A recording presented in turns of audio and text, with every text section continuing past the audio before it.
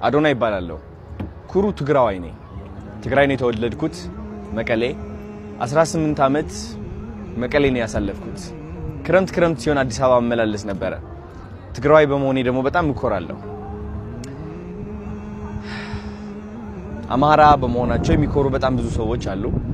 ኦሮሞ በመሆናቸው የሚኮሩ በጣም ብዙ ሰዎች አሉ። ደቡብ በመሆናቸው የሚኮሩ በጣም ብዙ ሰዎች አሉ።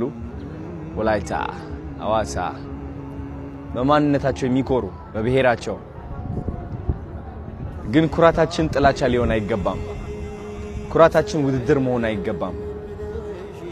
ይህ የእግር ኳስ ጨዋታ ሳይሆን ህይወታችን ነው። ኩራት ይዘን መከባበርን መፋቀርን ስንላመድ ከምንም ጊዜ በላይ እቺ ዓለም ትለመልማለች።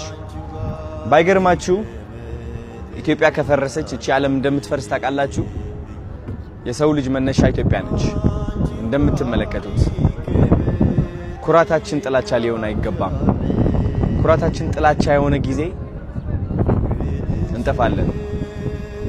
እንደኛ ማንም ኩሩ የለም። ልዩነታችን አንድነታችን ነው። ወደ ጎንደር ስገባ አንድ ያስተዋልኩት ነገር አለ።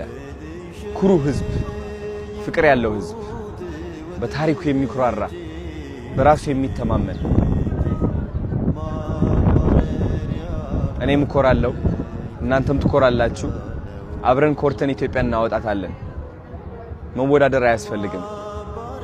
ኳስ አይደለም ይሄ፣ ህይወታችን ነው፣ ታሪካችን ነው። አናዋርዳቸው። መልካም አመት። ቻው።